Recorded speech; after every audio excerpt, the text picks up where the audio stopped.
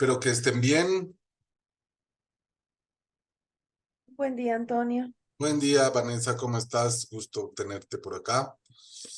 Qué rico. Sí, sí, Buen día, buen Antonio, ahora día. sí ya estamos con más tiempo. Hoy fue agotador. Está bien. Bueno, hoy vamos a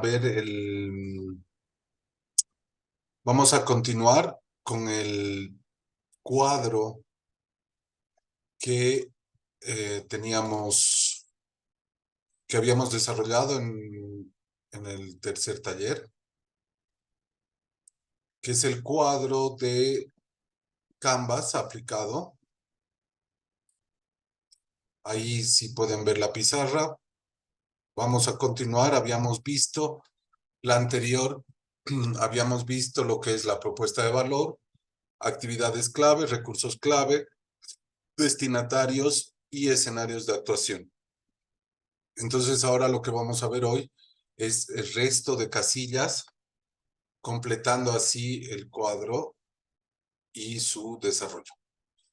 A ver, vamos a empezar con la casilla a la derecha, que es relaciones con los destinatarios. Y ahí puse en un papelito azul, en un post-it azul. No está saliendo el cuadro. ¿No le está saliendo? No, no está saliendo. A ver, lo voy a volver a compartir.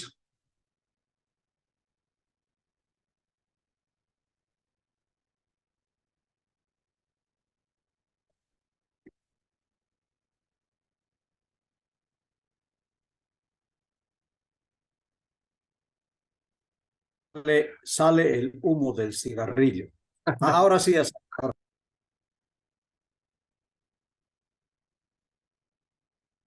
Ahí está. Vanessa, ¿tú logras ver? Veo el cuadro con varias casillas, ¿no? Sí, sí. Muy Ok, bien. súper. Perfecto. Bueno, entonces, como les decía, esta casilla, que es relaciones con los destinatarios, y ahí puse un papelito que dice método. En el cuadro Canvas, mm, que está creado para la administración, para las finanzas, para los emprendimientos. Normalmente esta casilla la ubican para definir cuál es el segmento o cuál es la segmentación de público con el cual vamos a trabajar. ¿Sí? Ahora, normalmente ustedes habrán escuchado que para un emprendimiento es importante definir quién es el destinatario o quiénes son los destinatarios, pero hacer una segmentación de estos clientes, como le llaman.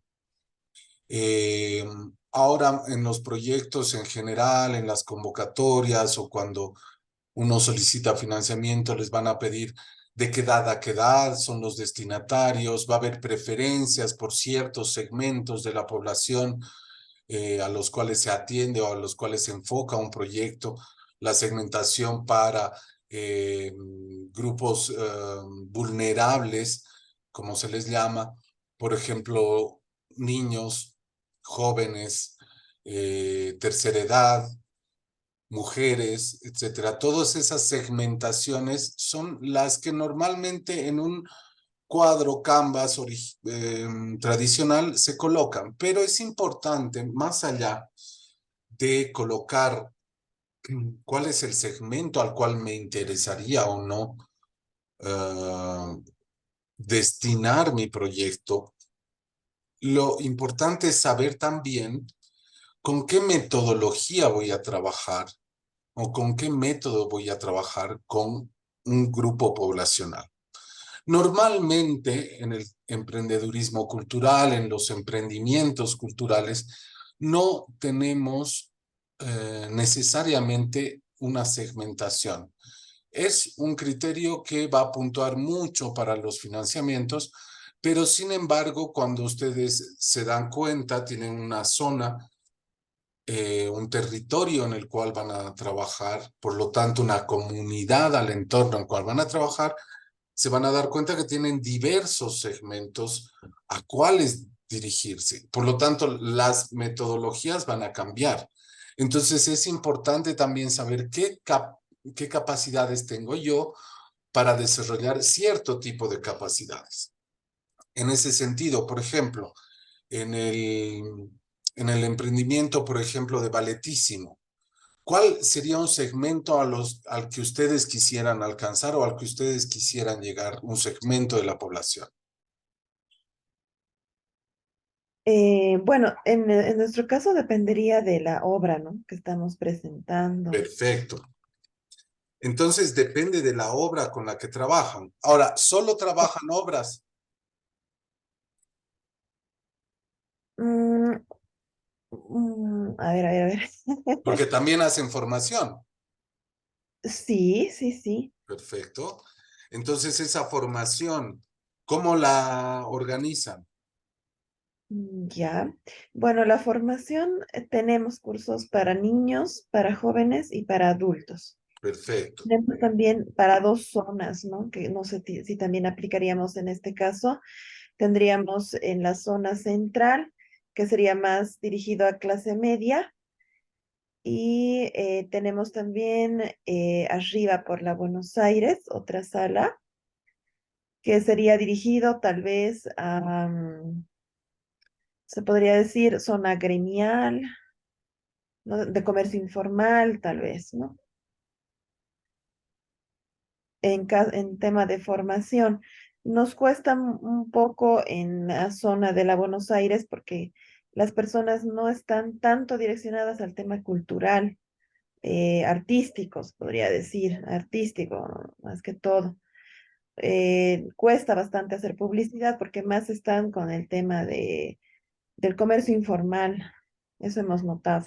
bueno, entonces acá, justamente, como ven, hay que tomar todos estos criterios. Primero, ¿qué producto o qué producimos y qué le ofrecemos a esos destinatarios? Pero estos destinatarios suelen ser diversos, dependiendo criterios como zonas, dependiendo criterios etarios, de edades, dependiendo criterios de género, dependiendo criterios de situación económica de los destinatarios.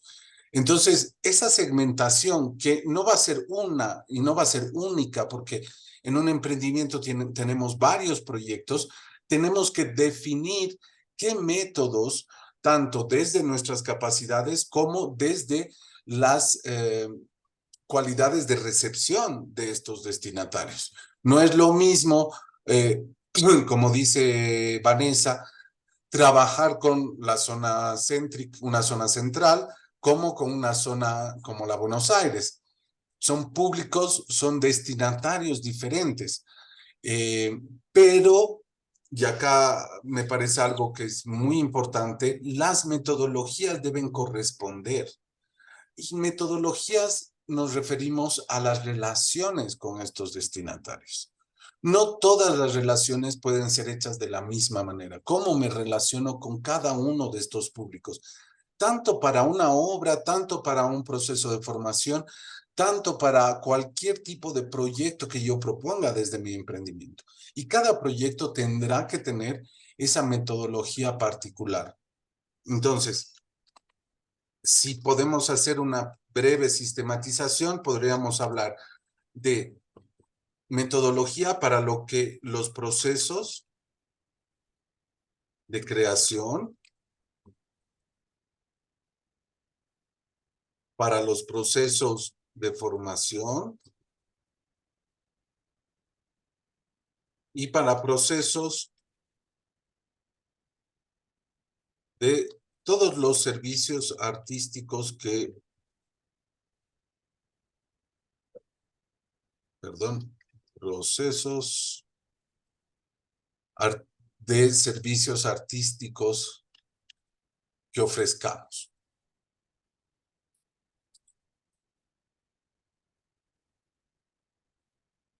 De eso se trata este cuadro, de cómo, fíjense además cómo tiene relación con los cuadros a la izquierda de este, los destinatarios y los escenarios de actuación. Si quieren destinatarios, vamos a poner quiénes son mi público, a quién destino mis proyectos, y los escenarios de actuación, que serán los territorios, como ahí está en el papelito azul, en el que trabajo, que es en definitiva lo que se llama zona de impacto.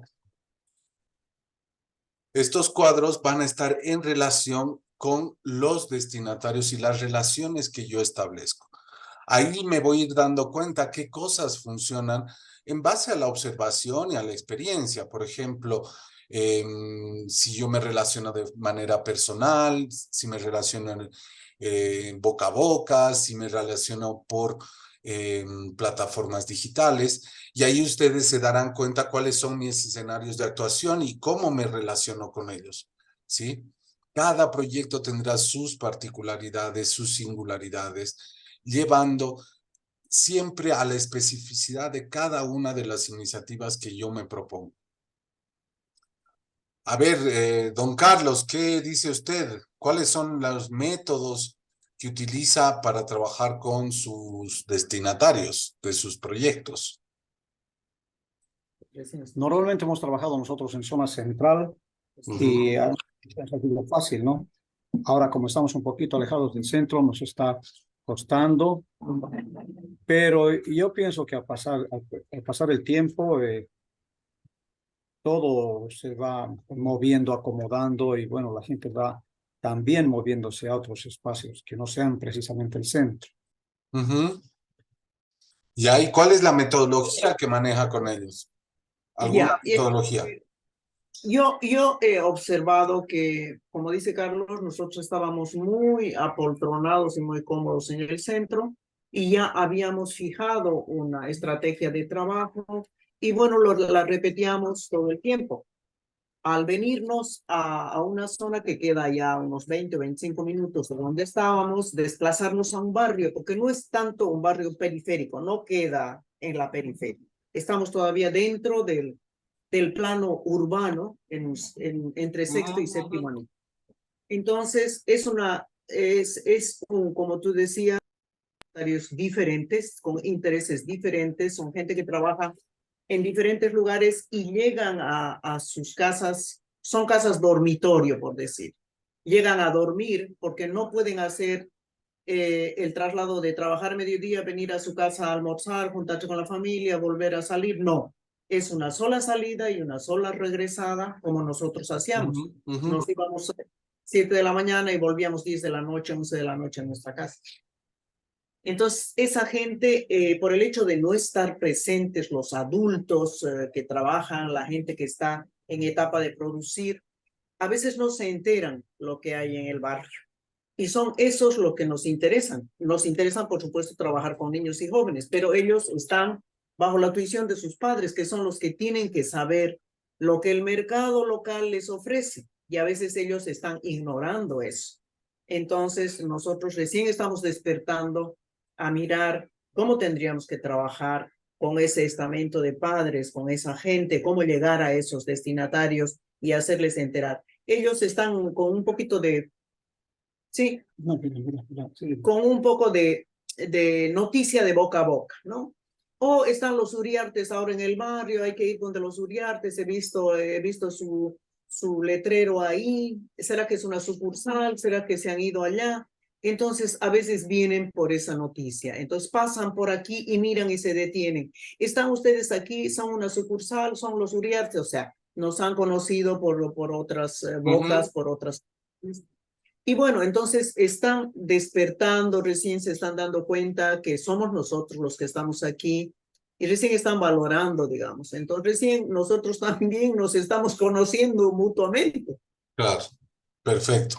Entonces, dense cuenta cómo automáticamente para yo establecer la relación con los destinatarios o las metodologías que yo vaya a utilizar, va a depender de los criterios de la segmentación que yo tenga. Entonces, Una de las segmentaciones son niños, jóvenes. Estos criterios que tienen que ver con la edad, con el género, con la clase social, con la zona geográfica donde se ubica estos destinatarios. Todos estos criterios van a determinar diferentes tipos de segmentación que ustedes tienen que tomar en cuenta al momento del emprender su proyecto o su... Ahora, como estamos viendo el emprendimiento, por ejemplo, de ustedes, cuando dicen, claro, niños y jóvenes, pero no son ni los mismos niños que había en el centro, ni son los mismos jóvenes, ni corresponden a las mismas clases sociales, y habrá que variar de acuerdo a estos criterios de segmentación las metodologías con las que vamos a trabajar en cada uno de nuestros proyectos y en general en el emprendimiento. Entonces, no depende tanto mi método, mi relación con un público, con un destinatario, no depende de lo que yo quiero hacer, sino dependerá del segmento con el cual yo me voy a enfrentar o al cual me voy a dirigir. Muy bien. ¿Alguna pregunta sobre esta cajita?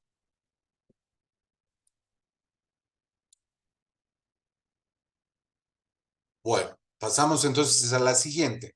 Me voy a ir al otro extremo de la pizarra. En un cuadro Canvas, lo que normalmente hay... Perdón, Sí, Antonio. sí, dime, Rodrigo. Dices que no depende de lo que nosotros queramos hacer, sino de los criterios de la segmentación.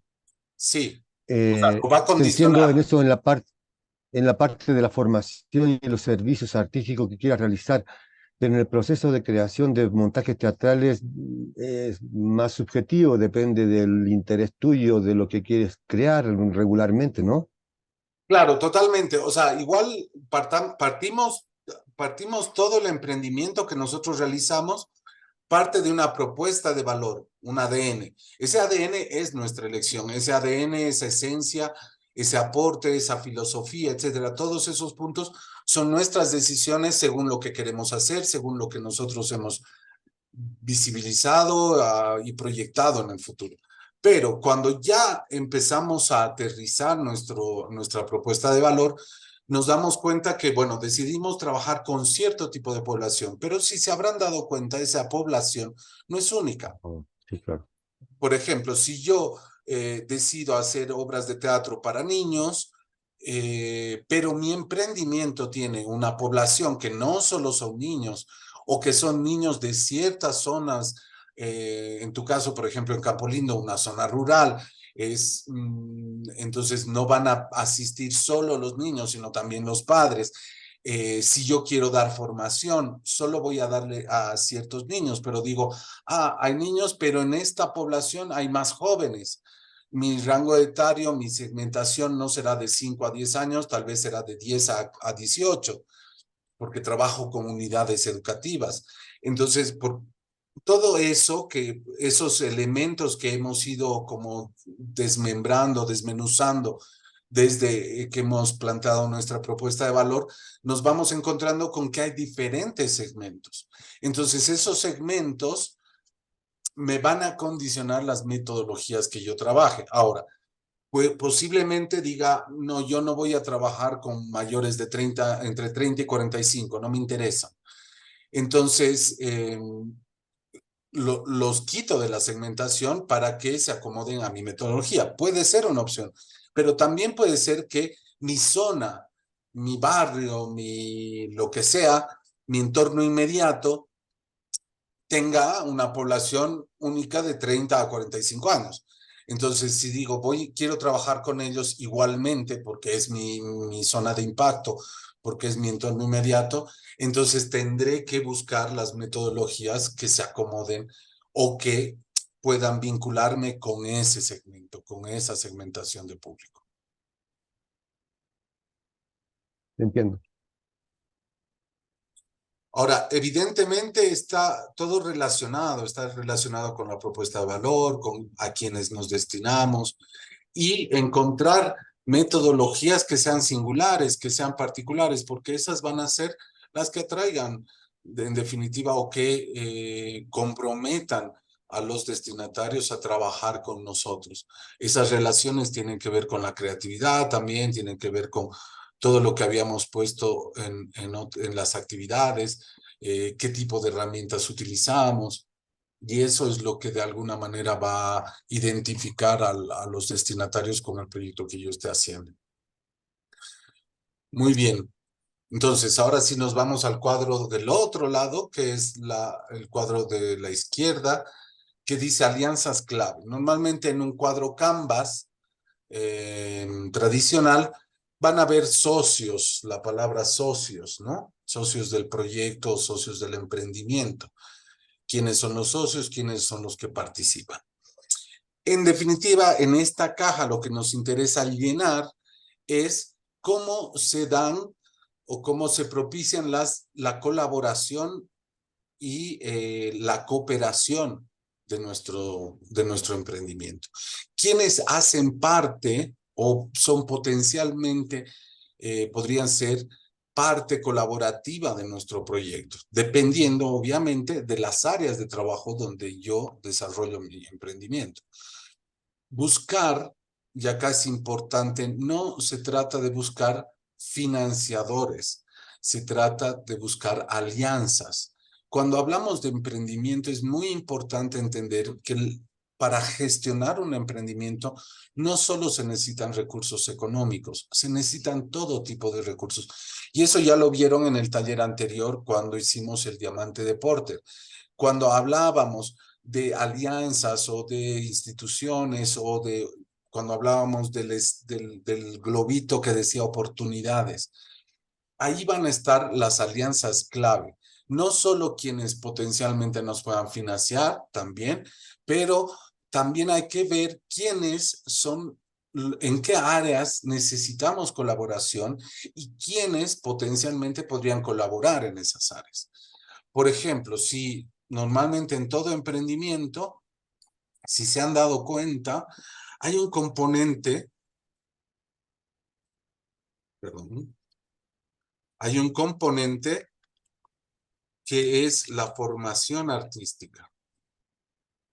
Casi todos los emprendimientos con los que estamos trabajando acá tienen su componente de formación artística, ya sea para el interior del grupo, ya sea para otros como servicio, o ya sea en general como un motivo o como un objetivo principal del emprendimiento, dar formación.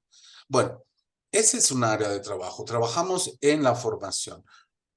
Ahora, ¿quiénes potencialmente pueden colaborar? Evidentemente acá podrían entrar todas las instituciones estatales, todas las fundaciones, ONGs, todo el espectro de financiadores. Pero también quiénes son los que cooperan o el coworking o co-trabajan con nosotros, ¿sí? ¿Quiénes podrían ser? Por ejemplo, en un emprendimiento, la junta vecinal del barrio será una alianza clave. Si yo quiero trabajar con la formación, evidentemente trabajar con la junta vecinal por ser los padres de familia los que están involucrados en esa junta de vecinos será una alianza clave. Siempre.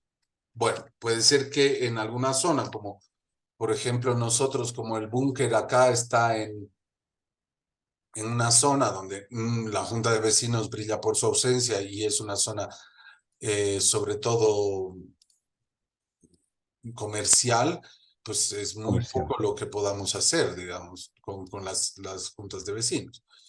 Pero bueno, está una junta vecinal. También estarán las unidades educativas que justamente tienen la relación directa con los destinatarios de un proyecto que tenga que ver con formación artística. Otras alianzas clave, por ejemplo, hablábamos el otro día ahí con con Carlos y con Candy en su proyecto, por ejemplo, otros artistas que puedan colaborar con su emprendimiento hacen parte de estas alianzas estratégicas. Y eso lo hacemos todo el tiempo, es decir, nosotros para trabajar con un proyecto de pronto llamamos a un artista que nos ayude con la música o a un artista que nos ayude con un cierto proyecto. Incluso las personas que dicen, che, hoy día necesito vender entradas, ¿me ayudas para vender las entradas? O alguien que, oye, quería hacer un diseño de mi afiche. Bueno, todas estas personas son también parte de esas alianzas clave porque son recursos que necesitamos que no lo vean como algo malo. Es decir, es como no tengo plata, entonces llamo siempre a amigos para que me ayuden. Bueno, así funcionan los emprendimientos.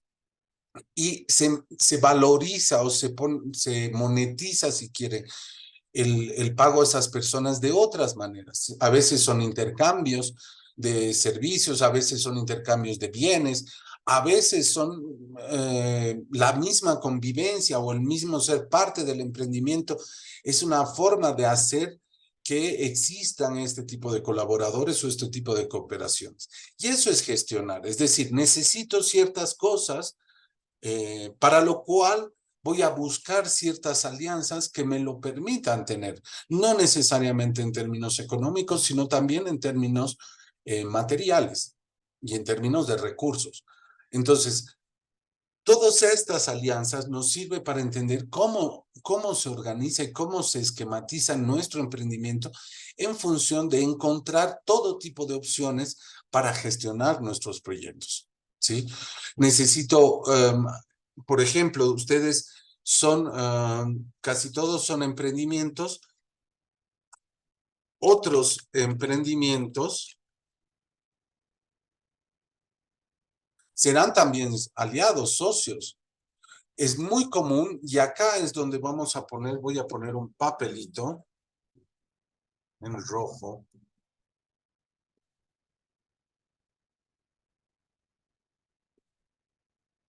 Se van a fijar y en estos procesos como las incubadoras o en otros procesos de financiamiento o en fondos o en otros encuentros, nos encontramos con otros pares que son semejantes a lo que hacemos. Acá, por ejemplo, en las incubadoras hay 3 proyectos de danza, hay otros 2 proyectos de espacios culturales, hay 4 proyectos que hacen teatro. Entonces, son pares, son semejantes con los cuales ya estoy intercambiando información, porque al enterarme de lo que hace el otro, yo puedo entender y aportar a mi propia experiencia. Me he contactado con ellos, ya se han podido intercambiar contactos, etcétera. Y eso va generando redes. Y estas alianzas a veces no son redes así en el sentido de grandes espacios donde todos estamos comunicados. A veces mi alianza es solo con otro espacio o con otra compañía o con otro emprendimiento similar al mío, con el cual intercambiamos formación, es decir, yo les puedo enseñar esto y ustedes me enseñan esto, lo cual genera un recurso, y ayer lo hemos visto en la anterior vez en el cuadrito de recursos clave. Ahí genera, por ejemplo, una experiencia, un tipo de formación que no tenía antes y que me hace más singular aún. Intercambiamos formación, intercambiamos formas de trabajo, es decir, yo para hacer esto, hago esto, y el otro entiende que hay otras opciones, otras posibilidades. Podemos intercambiar bienes en términos de circulación, que vayan a tu sala a formarse, tengo unos alumnos. Eso lo hemos hecho, por ejemplo, con algunos espacios culturales. De pronto, los espacios culturales alternativos, han empezado a tener y pensar en la posibilidad de trabajar con pasantes pasantes universitarios, que ayuden en ciertas áreas de trabajo que no podíamos realizar como espacios dentro del mismo equipo por falta de carencias de conocimiento o falta de financiamiento. Pero estos pasantes, por ejemplo, necesitan también hacer prácticas y necesitan también desarrollar su conocimiento. Entonces, hablamos con un espacio que probablemente está trabajando en cierta área y a ese espacio van los pasantes también para hacer una suerte de práctica. Ahí ya empieza a haber una colaboración, un trabajo conjunto. Y entonces la idea no son socios en términos de quién pone más o quién invierte más o quién tiene más acciones dentro del emprendimiento, que eso es la mirada de una empresa. La mirada aquí está en cómo generar lazos y relaciones, alianzas, con diferentes actores culturales que me permitan desarrollar las áreas de trabajo de mi emprendimiento.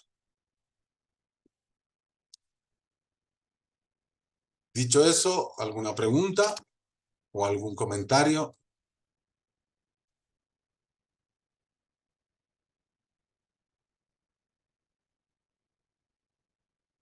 Los tres. Ya. Realmente eso queda claro. A veces nosotros no sabíamos porque no conocíamos y como tú dices, no le dábamos valor a ese tipo de relaciones. Nos parecían que eran relaciones naturales y porque siempre estaban ahí, porque un amigo siempre se presta para ayudarme a recoger las entradas, otro para vender y qué sé yo. Ah, no, yo te ayudo, yo te vendo, yo voy a mi colegio y coloco entradas, ¿qué más quieres que haga? Jamás hemos valorizado ni monetizado ese tipo de colaboraciones y que son alianzas tácitas que están ahí y que nos parecían naturales. Entonces, a través de estos talleres, estamos aprendiendo a valorizar eso, a ubicarlo y a ponerlo en un lugar donde realmente están apoyando nuestros emprendimientos, ayudándonos a entendernos mejor y también con los colegas, como tú dices, ¿no? Con nuestros pares. Por ejemplo, yo tengo algunas ideas para aportar con,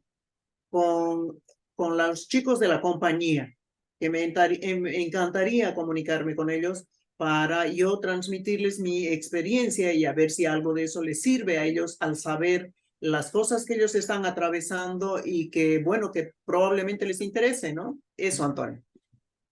Tú has dicho, gracias Candy, has dicho algo muy importante, valorizar eso.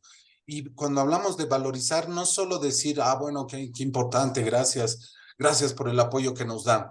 También se puede incluso ese valor retribuir de alguna manera, porque evidentemente todos los que trabajan en arte no necesariamente, o sea, no deberíamos pensar que es altruistamente y que es solo arte por el arte. Hay mucha pasión involucrada, pero la idea de un emprendimiento es que sea sostenible.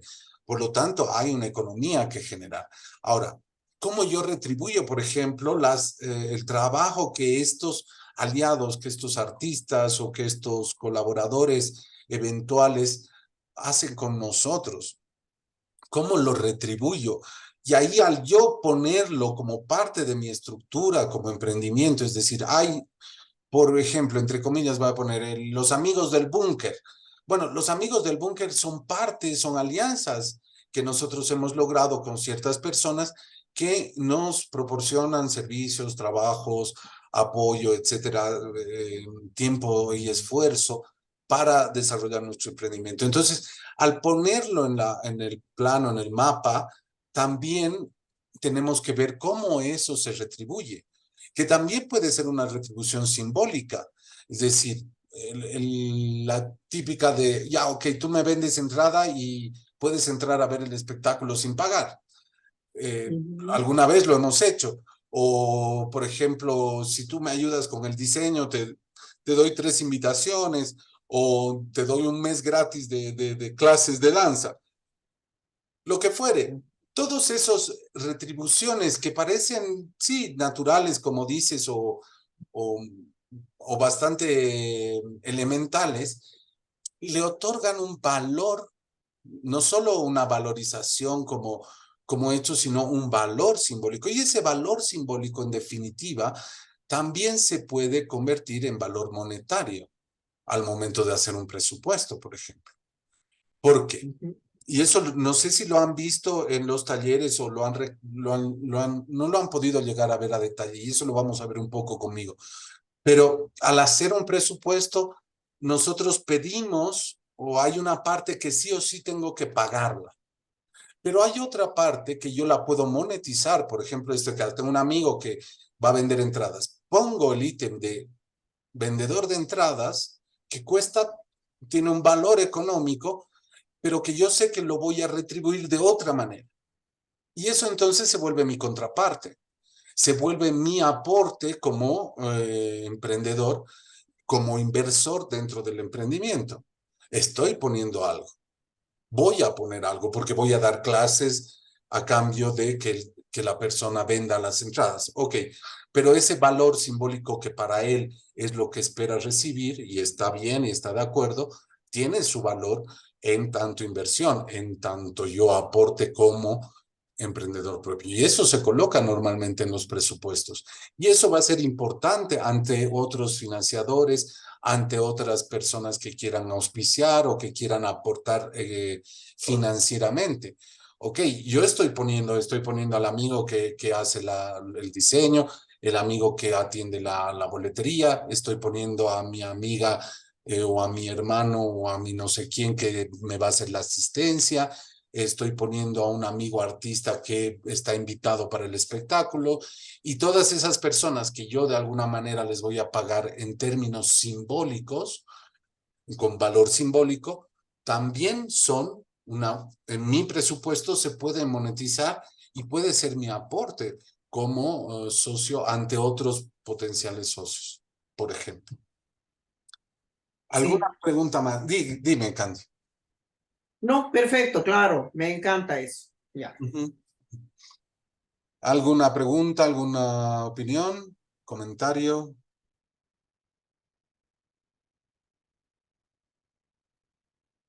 Muy bien. Entonces, estando claro este cuadro de alianzas, ahora vamos a ver. Una cosa más. La caja de alianzas, dense cuenta que está en relación a las actividades y a los recursos, que es lo que hemos hablado. Es qué es lo que hago y qué es lo que tengo. Y en función de qué es lo que hago y qué es lo que tengo, se relaciona y me va a dar o me van a dar los criterios para yo establecer quiénes son esas alianzas o esos colaboradores potenciales en función de lo que hago, en función de lo que tengo. ¿Sí? Es justamente lo que estábamos hablando, qué es lo que hago, cuáles son mis áreas de trabajo, qué es lo que tengo, en qué me pueden colaborar, cómo me pueden colaborar, y se vuelven recursos también estas personas o estos, o me pueden otorgar o dar recursos que necesito y que no tengo. Muy bien, entonces pasando eso, ahora vamos a la parte que es la base de nuestros emprendimientos, que va a ser lo que determine un poco la economía de nuestro emprendimiento, ¿sí? ¿Qué son los cuadritos que están debajo del cuadro, ¿no? Que son la estructura de costes y las fuentes de ingreso. Bueno, acá se darán cuenta que estamos hablando de estructura de costes, no presupuesto, no es lo mismo. Precisamente. De la estructura de costes, evidentemente va a salir un presupuesto. Pero nosotros cuando hacemos una estructura de costes, sobre todo lo que nos interesa es los costes que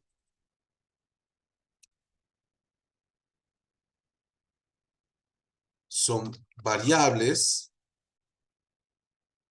y los costes que son invariables. ¿Sí? Tengo que hacer la diferencia en qué cosas van a variar en el tiempo, qué cosas no van a variar en el tiempo. Por ejemplo, esto que hablábamos, la contraparte es un coste invariable. Es decir, yo puedo establecer montos fijos de eso. Normalmente lo que va a ver acá es la contraparte. Contrapartes, ¿a qué le llamamos? Las cosas que yo tengo, esos recursos clave que yo ya tengo, también los puedo monetizar. Porque eso lo voy a utilizar o lo utilizo en mi emprendimiento. Si tengo una infraestructura propia o utilizo una infraestructura o trabajo dentro de una infraestructura que yo la poseo, es parte de una contraparte, porque igual, aunque yo no lo alquile, porque soy yo mismo, el costo de utilizar esa infraestructura tiene un valor económico, tiene un valor financiero.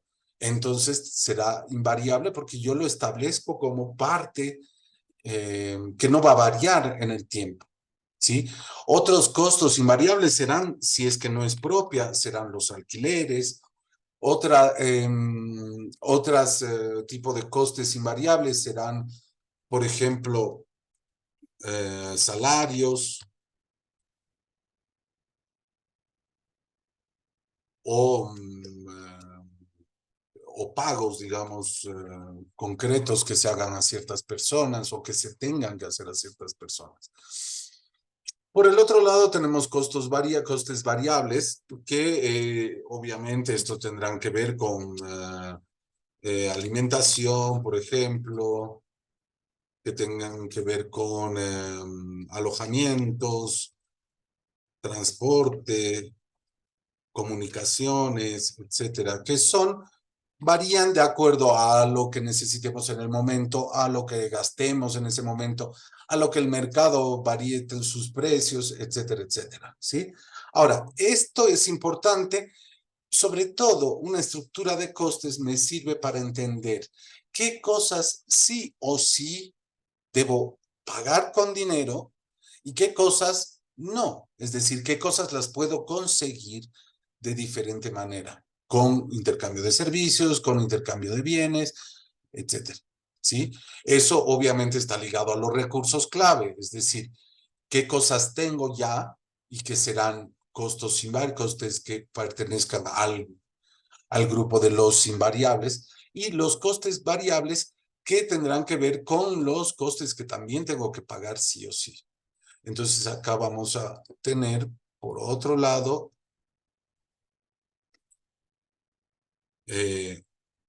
pago económico versus pago en especie, que le llaman también. Es decir, no siempre todo lo vamos a pagar en dinero, o no todo va a ser un intercambio financiero, sino también habrá intercambios materiales.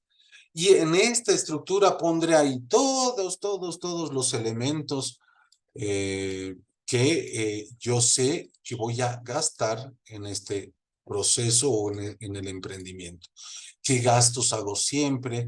¿Qué gastos hago temporalmente? ¿Qué gastos? Este es otro criterio acá. Gastos que son permanentes, que son eventuales y que son por proyecto.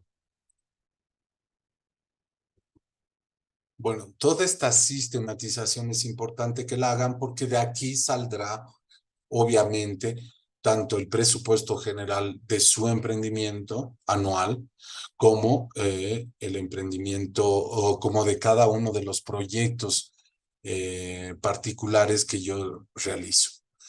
De esta manera tendremos un aproximado, por ejemplo, de cuánto anualmente necesita mi emprendimiento. Gracias a esta sistematización, yo podré saber cuánto más o menos necesito para cada producción artística que yo realice. Más o menos podré saber cuánto necesito para cada una de las acciones de formación, las acciones de relacionamiento, las acciones en general que yo desarrolle en mi emprendimiento. ¿Cómo hago esta tablita o este cuadro? ¿Cómo lo lleno? Básicamente, primero, lo más fácil es agarrar y hacer un punteo. Un punteo, una lista de cada una de las cosas que necesita sí o sí mi emprendimiento. Y voy haciendo un punteo, no importa dónde, no importa si les parece o no importante, todo lo que esté en su cabeza que les venga, hagan una lista. De esa lista hacemos la priorización. ¿Qué cosas sí o sí tienen que pagarse, qué cosas no se tienen que pagar, qué cosas son permanentes, anuales, qué cosas son eventuales, por proyectos. Pero primero, si tienen la lista completa, va a ser mucho más fácil sistematizar que si empiezan a tratar de sistematizar, a ver qué tengo que pagar económicamente, qué puedo... hagan la lista. Y después de la lista, recién hagan la clasificación o la categorización. Y al lado, justamente, se encuentra la casilla de las fuentes de financiamiento. Es decir, una vez yo sé qué cosas sí o sí tengo que pagar con dinero, qué cosas sí o sí son permanentes, qué cosas son eventuales, etcétera, etcétera, ahí voy a poder ver dónde buscar lo que sí o sí se tiene que pagar. Y ahí estarán evidentemente las instituciones, estarán aliados, aliados socios, y sobre todo, um, pero sobre todo, lo que nos va a interesar es establecer qué estrategias de financiamiento voy a utilizar o voy a definir, diseñar para yo poder ligar estos dos cuadros, ¿sí? Porque es de acuerdo a lo que yo necesito, a lo que yo necesito pagar, a lo que yo necesito generar como recursos, buscaré las instituciones, las organizaciones, las poblaciones que me puedan sustentar eso o proporcionar o dar estos recursos. Obviamente estoy hablando en términos generales. Ahora, justamente, después de esto, vamos a entrar más en específico en el tema financiamientos y en el tema presupuesto. Pero por ahora, así en general lo dejo, porque esto tiene que, si ustedes se fijan, ahora ya una vez terminado el cuadro, las estrategias de financiamiento, las fuentes de ingresos, de dónde va a entrar, de dónde me van a venir todos los recursos, tanto económicos como materiales, tienen que ver, dense cuenta, no por nada está en la derecha, tienen que ver con los escenarios de actuación, con las relaciones que tengo con los destinatarios, con los destinatarios mismos. Y por el otro lado, el cuadro de estructura de costes, es decir, todo lo que me va a costar, cuáles son los gastos en general que voy a necesitar para mi emprendimiento, y mis múltiples proyectos están en relación, obviamente, con los recursos que tengo y que no tengo, con las actividades que voy a desarrollar y obviamente con los campos de trabajo que voy a necesitar o que utilizo en mi propio emprendimiento. Eso sería el cuadro Canvas, esto sería este cuadro aplicado que lo hemos aplicado a los emprendimientos culturales dentro de una visión de lo que es el ámbito cultural. Y una vez ya llenado todo esto, dense cuenta cómo el mapa de mi emprendimiento ya está ahí esquematizado y yo ya tengo un plan a partir de esto de cómo quiero que sea, porque a partir de haber llenado estos cuadritos, estas cajitas, voy a poder mover, voy a poder cambiar, voy a poder saber si en mi estructura de costes hay ciertas cosas que gasto que no la había puesto y digo, pero esto es parte de mi esencia como emprendimiento. Entonces, mi propuesta de valor también podrá ser modificada y al ver todo el mapa, yo voy a poder hacer las modificaciones, cambios necesarios para poder empezar a ya planificar una estrategia o varias estrategias, que en definitiva es la idea de desarrollar mi emprendimiento. Bueno, preguntas, comentarios sobre el cuadro en general o sobre las últimas cajitas que hemos visto.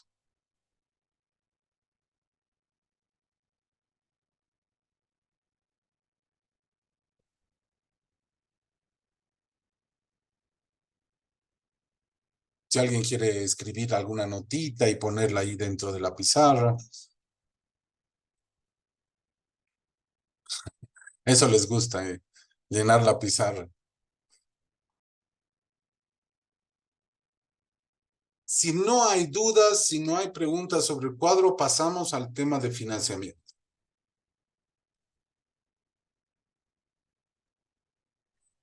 Es un comentario o una pregunta, ambas cosas al mismo tiempo. ¿Sabes qué? En una parte, aquí lo tengo muy chiquito, pero ya lo voy a agrandar. Hablabas que es bueno colocar también lo que tenemos, es decir, si tenemos un arriendo, si tenemos un bien que es propio y todo aquello, ¿no ves? Ujú. Creo que estaba en el coworking o Recursos clave. Claro. recursos clave.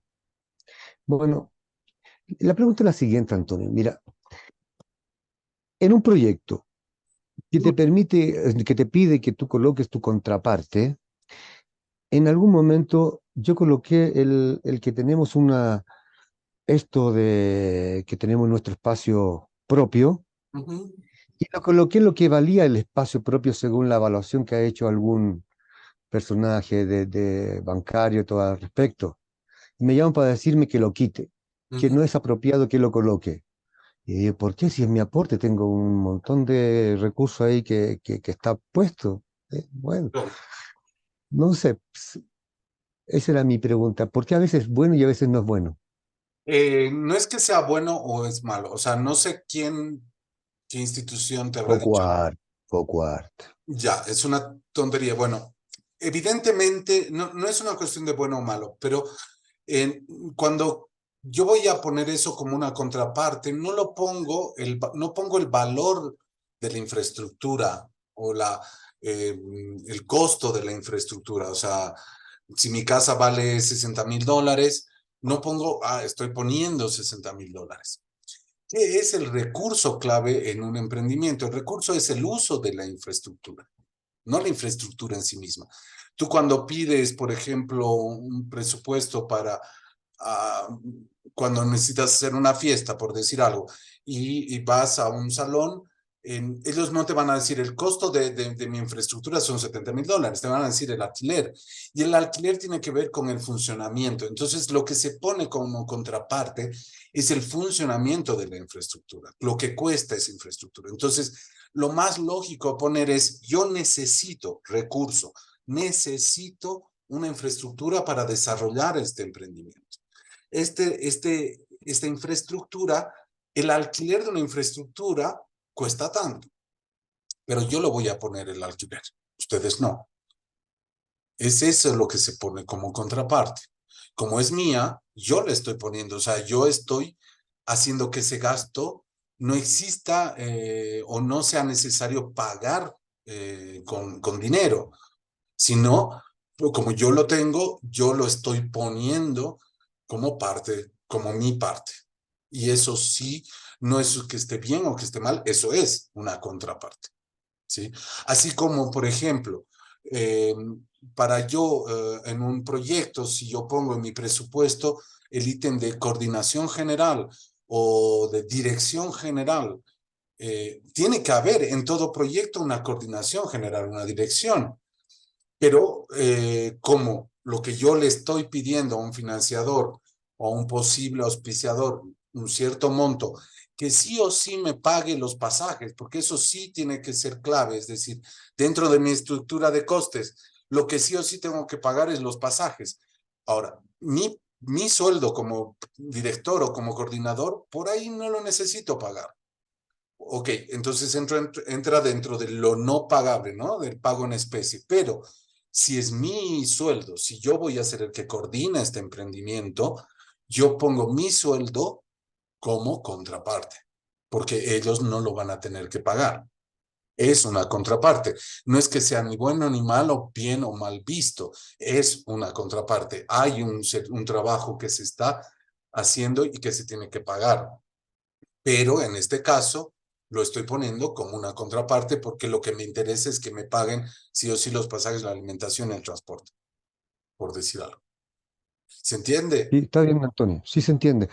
Y esto también viene también para los otros compañeros que están ahí también al momento de que colocamos para un proyecto determinado, ya llámese como se llame, ya se viene los PIU también el próximo año tal vez, y entonces este punto es importante porque cuando tenemos que colocar estos montos que nos que podemos colocar como contrapartes, o nos vamos muy arriba o nos tiramos muy abajo con respecto a la relación. Entonces, por ejemplo, lo que tú decías, está bien, lo haremos como un alquiler para colocar como contraparte. ¿Cuánto vale ese alquiler? Tal vez podríamos preguntar en el mercado cuánto vale arrendar una sala por 2 horas, por lo que necesitamos hacerla, y eso lo colocamos como nuestra contraparte. Podría ser una alternativa, Antonio. Y lo otro, el evaluar cuánto cuesta nuestro trabajo, porque a veces no, ya le colocaremos 500 pesitos nomás porque es lo que vale, o le colocamos lo que realmente sería. ¿Qué tú aconsejarías en la parte de Eh, contrapartes en lo, un lo, proyecto? yo normalmente pongo, y lo lógico es buscar en el mercado los costos. Es decir, por ejemplo, en el mismo, siguiendo el ejemplo, coordinación general. Una coordinación general de un emprendimiento. ¿Cuánto cobra actualmente en el Estado un director de un ministerio o de un municipio? Las direcciones más o menos están en los 10.000 bolivianos. Una dirección, 7.000. Un jefe de unidad, ya, pónganle que nuestro emprendimiento es chiquito, un jefe de unidad está entre los 7.000 a 10.000 bolivianos.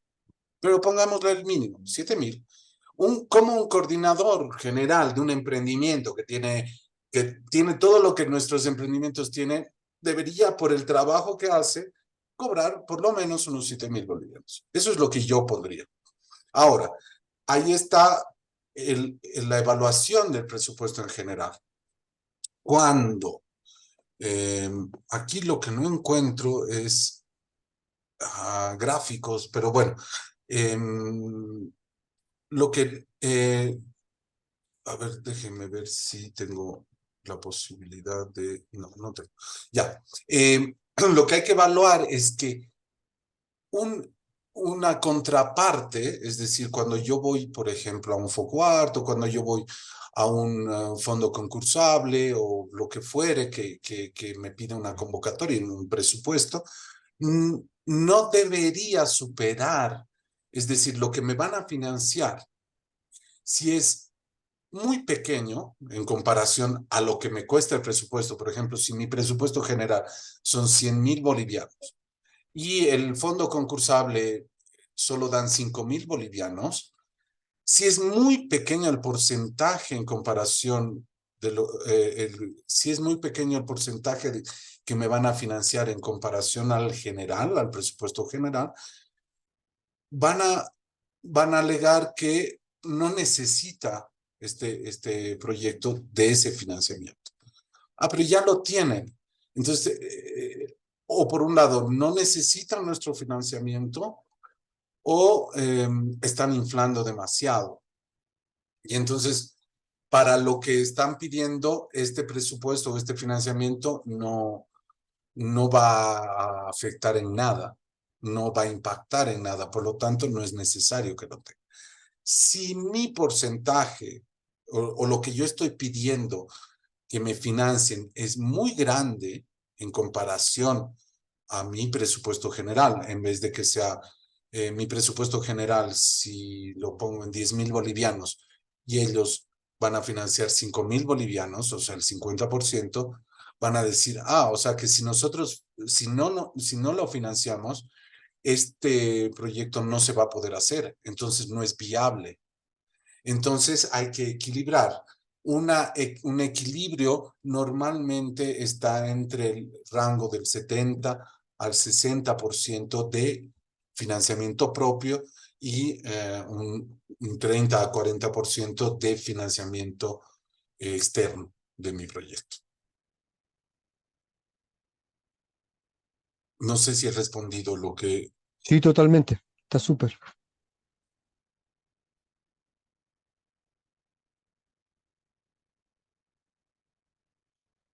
¿Alguna pregunta más sobre esto?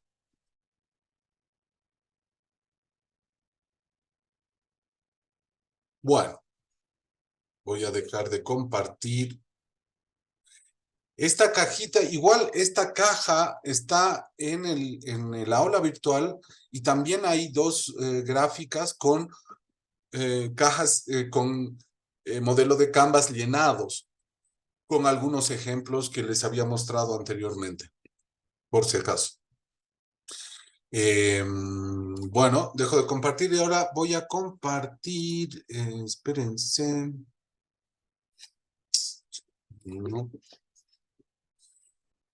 Vamos a entrar al tema engorroso de el financiamiento. Porque creo que es importante establecer estrategias. Sobre el respecto, quería preguntarles qué es lo que, si hay alguna duda sobre el trabajo que se hizo en los talleres anteriores, en la incubadora de los talleres que se hicieron generales sobre el tema de presupuesto, sobre todo. Si hay algunas dudas o hay algunos cuestionamientos sobre sobre ese tema.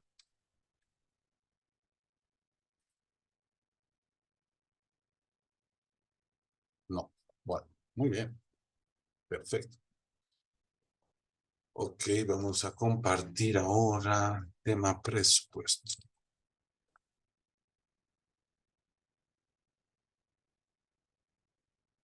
Bueno.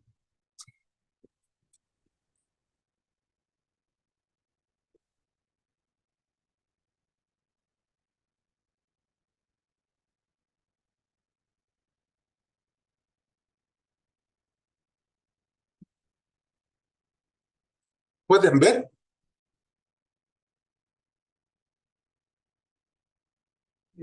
Sí, se ve perfecto. Ya, muy bien. Entonces, para todo proyecto, lo que una de las grandes preguntas, y ustedes creo que desde el principio lo habían planteado, y es como la ansiedad y la urgencia siempre de cómo financiar nuestros emprendimientos, nuestros proyectos. Y hemos visto que para poder desarrollar la economía de un emprendimiento, no solo es necesario encontrar de dónde sacar plata, sino establecer cuáles son los aliados, cuáles son los destinatarios y de qué forma ellos participan y hacen y mejoran la economía de nuestro proyecto.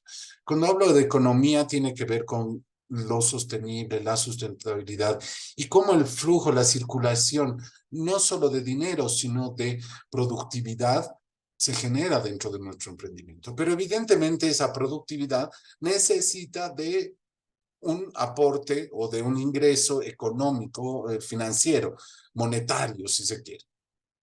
Ahora, normalmente el primer rezo de gestores y artistas que somos, nuestro primer rezo es que el Estado no ayuda a nuestro sector.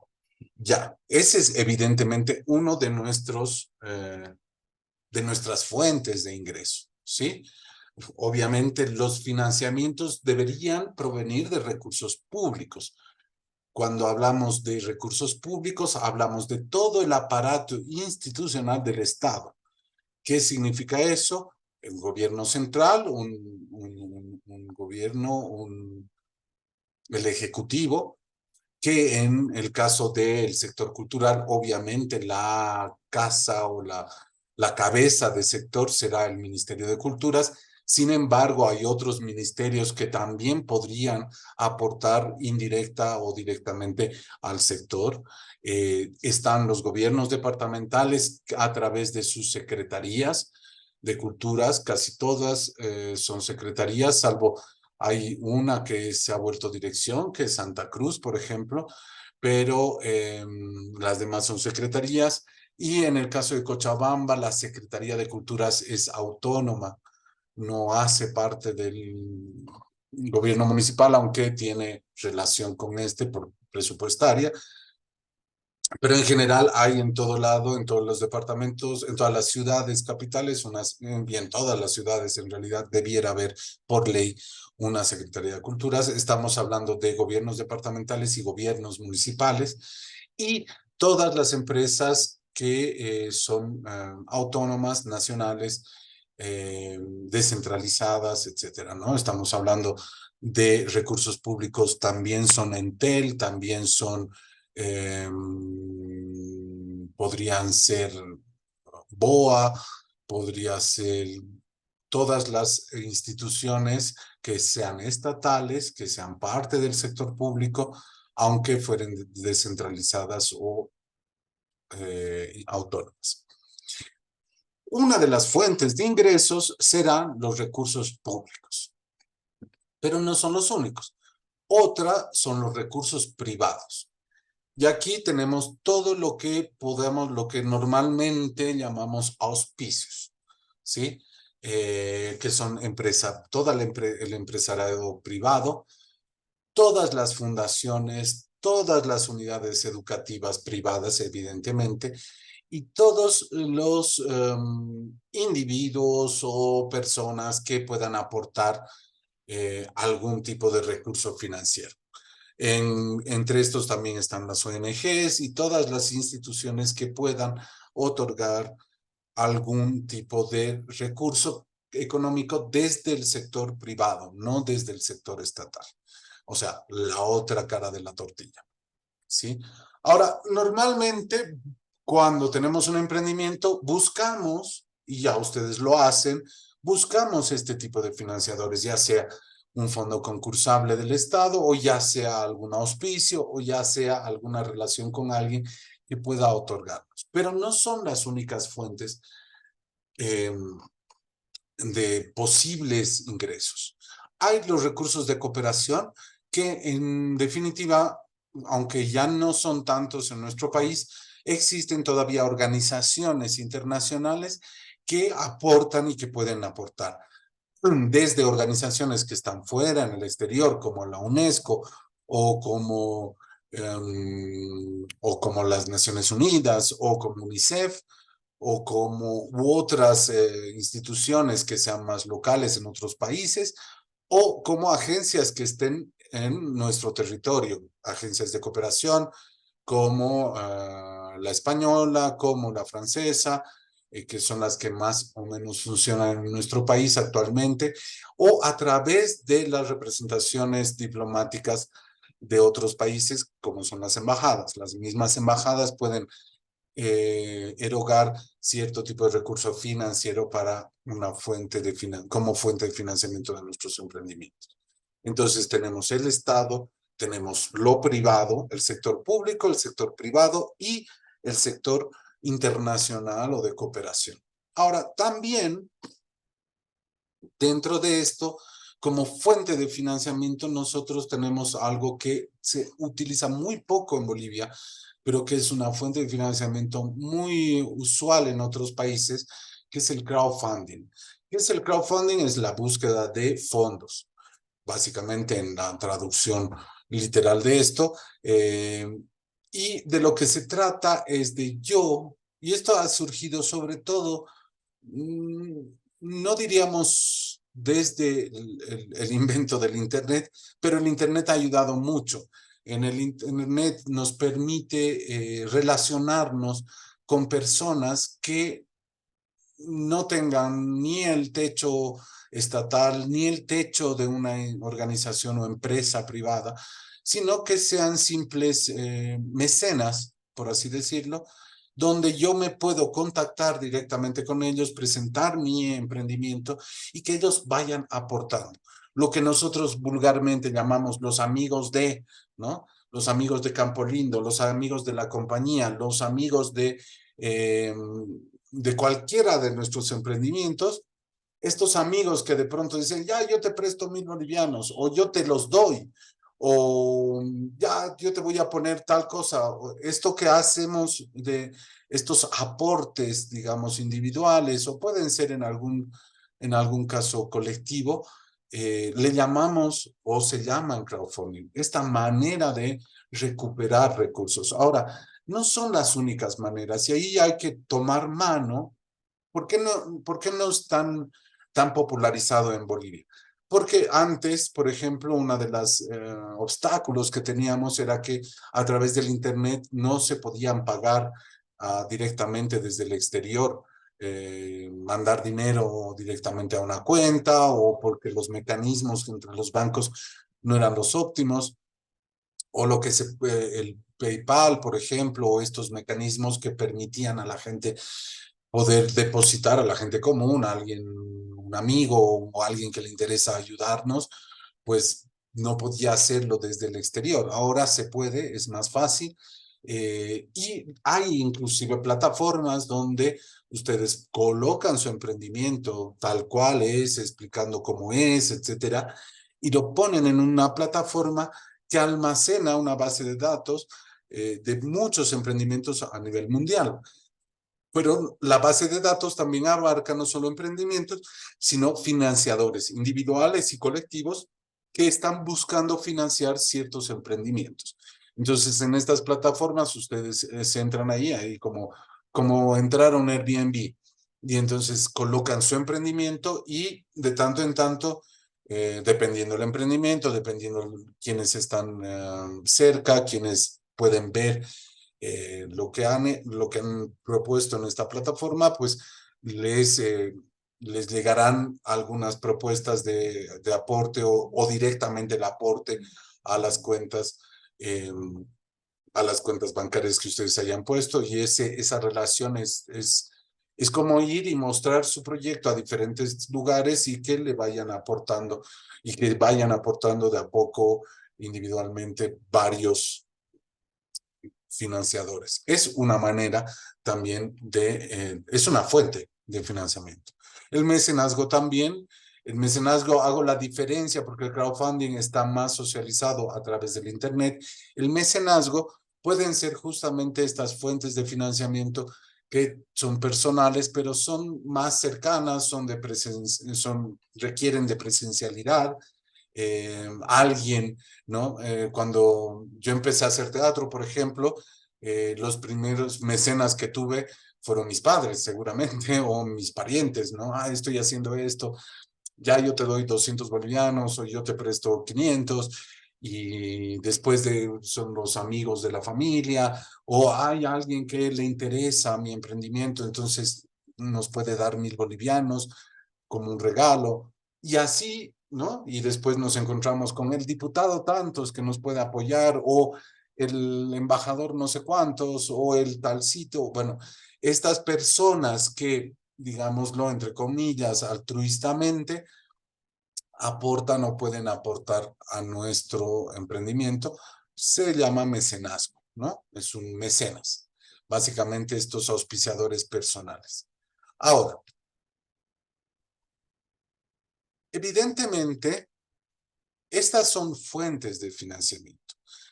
Una fuente de financiamiento que no está acá, porque estas son financiadores externos a nuestro proyecto.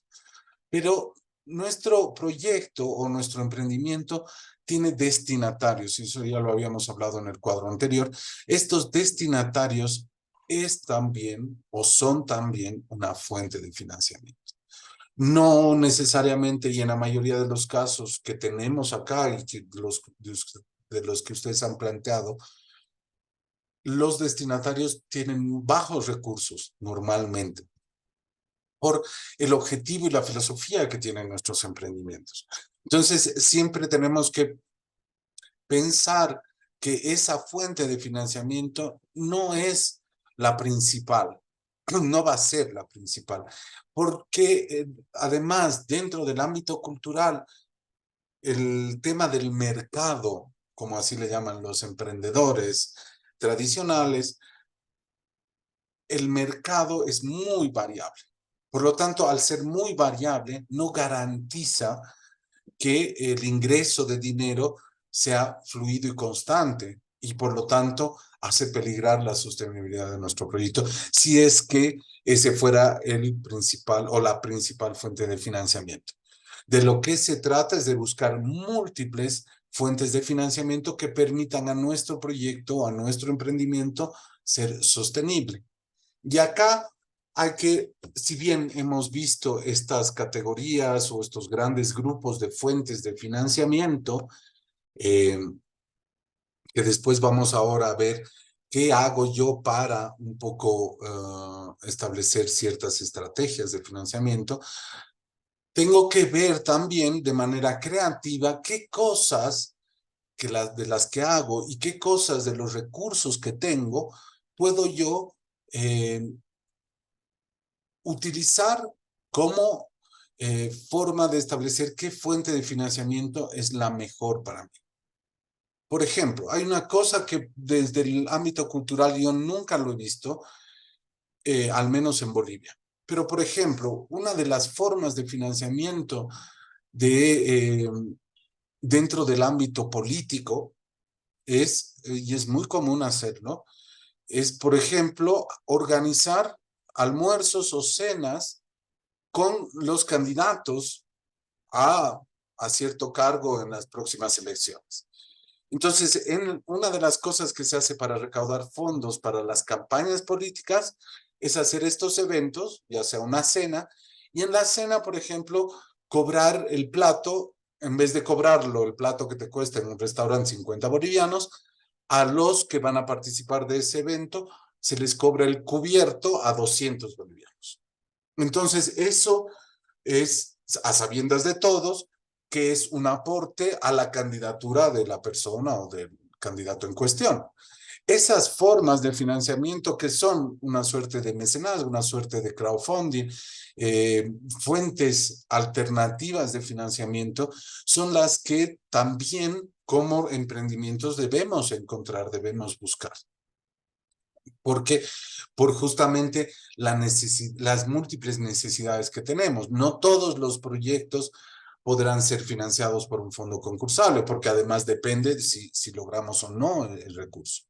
No todos van a poder ser pagados o auspiciados por una empresa, porque a no todas las empresas les interesa o no todas tienen vocación de apoyar los emprendimientos culturales. Entonces tendré que buscar fuentes alternativas de financiamiento. Otras fuentes alternativas de financiamiento tendrán que ver con diversificar, por ejemplo, el servicio o la oferta.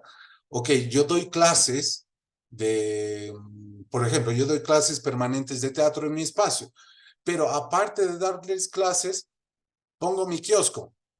Y mi kiosco va a tener ciertas cosas, ¿no? Hago mis sándwiches y hago mi refresco, y eso también se vuelve una fuente mínima de financiamiento, pero también es una fuente de financiamiento que aporta al mismo proyecto.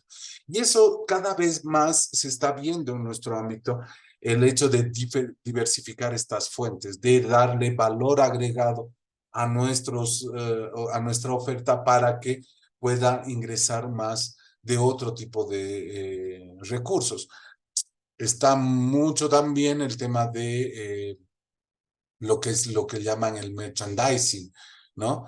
Voy a hacer poleritas con el logo de mi espacio o con el logo de mi emprendimiento, o voy a vender lapiceros, o voy a, no sé, voy a imprimir un libro sobre la memoria de mi emprendimiento. Entonces, eso lo vendo y es un ingreso. Ahora, lo que después habrá que evaluar si esas fuentes de ingresos son importantes, son principales o son secundarias, son tangenciales a lo que estoy haciendo y que representan o no representan un porcentaje alto dentro de mi estructura de costes.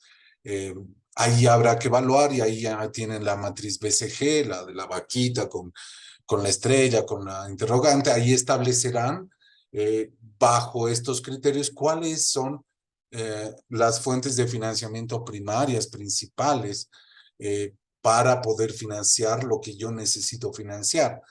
Seguramente si en mi estructura de costes yo lo que necesito para mi emprendimiento es pagar el alquiler de un espacio permanente durante todo el año, obviamente vendiendo poleras, no voy a cubrir eso. ¿Cuál será la fuente de financiamiento más importante? Habrá que ver. Seguramente ahí sí, tal vez será la cuota que den mis alumnos todos los meses, porque eso me va a permitir pagar ese alquiler. Y ahí yo estableceré cuáles son las fuentes que tienen un porcentaje más alto, cuáles son las fuentes que tienen un porcentaje menor dentro de todo lo que es mi estructura de costes y de lo que tengo que pagar, pues en definitiva. Eso es en cuanto a fuentes de financiamiento. ¿Alguna pregunta, alguna consulta o comentario? Parecer, reflexión.